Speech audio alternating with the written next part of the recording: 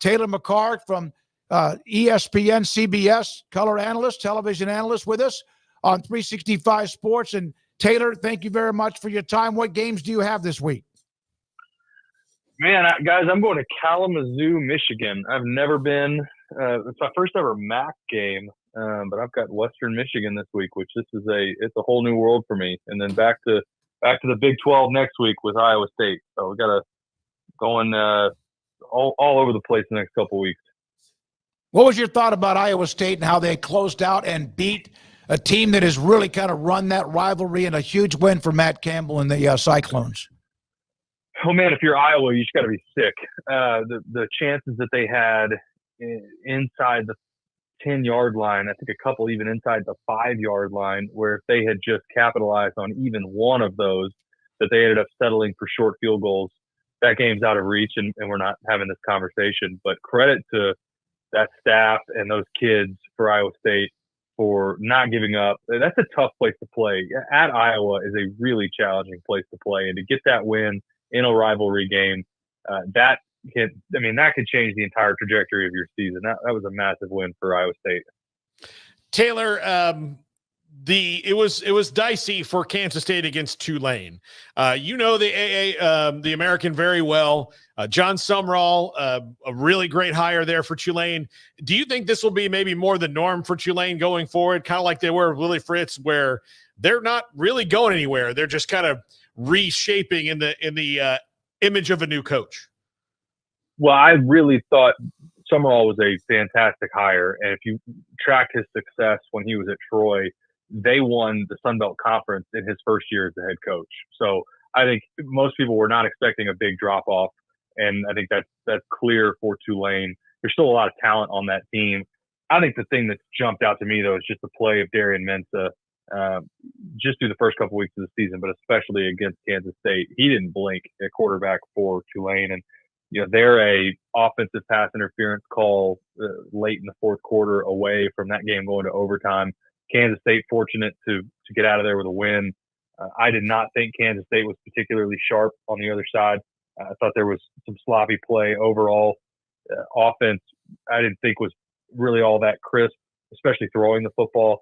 And they're fortunate that they created the 2 turnovers on the defensive side and turned Tulane over a couple times. I thought that was the difference in the game and the scoop and score. But, regardless, getting an early season win on the road, Tulane's a good team. I still think I would have Tulane in there in the mix with Memphis and Boise State as a group of 5 representative of potential for the playoffs. So for Kansas State, it doesn't matter. You got out of there with a win.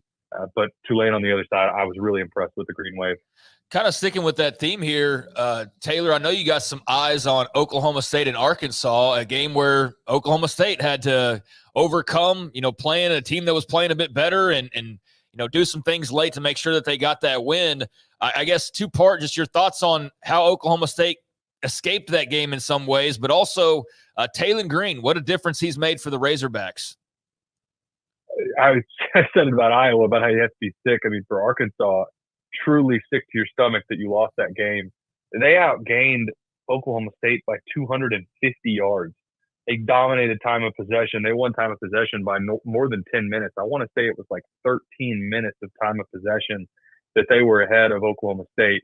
And Oklahoma State felt like every break down the stretch went their way. Some of it was forced errors and poor play. The turnovers were critical for Arkansas, turning the ball over 3 times. I thought Taylon Green did some really nice things. He looked more like the player that we saw at the beginning of his time at Boise State. I had Boise State towards the end of his stretch there when I didn't think they were utilizing him particularly well, and it looked like he had lost his confidence. For most of this game against Oklahoma State, he had that back. He was playing sharp, moving around well. He had that strike that was dropped in the end zone, but he's working left and throws a 55, 60-yard strike into the back of the end zone that ends up being a drop. But he's got that kind of talent. But for Arkansas to end up losing that game, all of a sudden, that's those are the teams under Sam Pittman, or the games, I should say, under Sam Pittman, that's become more of a trend. And not being able to get out of Stillwater with a win is just incredibly disappointing for a team that they outplayed Oklahoma State for 3.5 quarters of that game. I agree with you. Yeah, there's no question. I thought at one point that in kind of then Oklahoma State just fought back, and great win for them considering where they were at one point. Paul? Yeah, just for look, Sam Pittman is on the hot seat, Taylor, and that game was one of the ones that could have maybe taken him off. Do you think it maybe at least keeps the temperature the same level, given that he wasn't able to finish that job? Absolutely. And I think if you look at, and the cover three guys do a great job of they're all over this. There is something in Sam Pittman's contract with regards to his buyout that if after a certain date, if he has a win percentage that's below a certain level, his buyout gets slashed by a pretty significant amount. And so if they don't start winning games quickly, it becomes much more reasonable and cheap, or cheaper, or I shouldn't say cheap, but for Arkansas to move on from Sam Pittman. And so now, if you're an Arkansas fan, you're looking down the line, where are the wins going to come from? They've got a tough stretch coming up. They got a couple road games, have to go to Auburn, have to go to Texas A&M, Tennessee at home after that, who Tennessee, after beating NC State, that looks like one of the top 5 teams in the country. So I don't know where there's not a lot of wins that you circle and say, okay, you feel good about that. They've got the Longhorns coming to town later in the year in November. I think losing that game in the way that they did to Oklahoma State, all of a sudden now you're just worried, is this a team that even makes a bowl? 6-6 is not the expectation for Arkansas. They want to get back to trying to compete for the West, which I know they haven't done that in a long time. But 6-6 is not going to get it done. And if anything, I don't know that they're going to get to bowl eligibility. Taylor, what have been your thoughts on what you've seen from Dylan Raiola? Obviously a big win for Nebraska. He didn't have to carry the load on his shoulders, but he did have to make some plays, and he's made a bunch of plays in these first couple of games for the Huskers, and he's a clear upgrade from what they've seen at that position for quite a while now. As such a young guy, what stands out to you so far from what you have seen from him? Well, I think Matt Rule, first off, the confidence that he has his guys playing with, that helps having a freshman quarterback, and Raiola has looked fantastic. I thought they shut him down a little bit in the second half. I mean, if you just look at how that game went, it looked like they were going to run away and hide in that game in the first half. Colorado's still just refusing to run the football. I think ran for less than 10 yards total.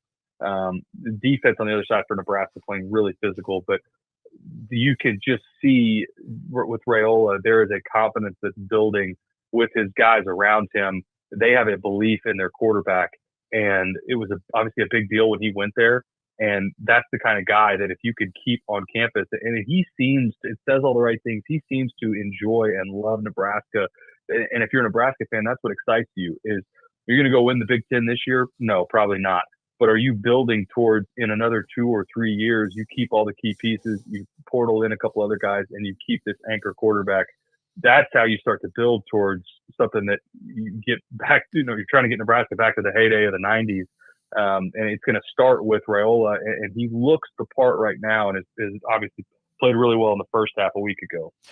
You mentioned Craig brought up Texas, and you guys they went into Ann Arbor. I just felt like they just had too much, and Michigan just kind of struggles on offense, and they overwhelmed them. Quinn Ewers, he didn't have monster stats, but he was just almost flawless in that game, and it was one-sided almost from the beginning. Your thoughts about where the Horns are? And I know this sounds silly. It's way too early, but it's almost like we're on our way to a collision course between Texas and Georgia, and maybe 2 or 3 different times. Agree with everything you said. I thought Texas came out and they were crisp straight away. And even though they came on that first drive, they don't come away with points. If that touchdown doesn't get wiped away for the hold, we're talking about just an all-out blowout. And it was never really close. But I thought the thing that was most impressive from Quinn Ewers is the times that Michigan did get them in 3rd and long situations. That was maybe when he was most accurate. And he hit some of those layered throws where he has to move up in the pocket a little bit and have to float a ball over a linebacker, but underneath the safety. Those are really difficult throws. And Michigan still there's a lot of dudes that are going to play in the NFL that are on the defense for Michigan. And I thought the team speed also, going beyond Quinn Ewers, team speed across the board for Texas. They looked a half step faster than Michigan at basically every position.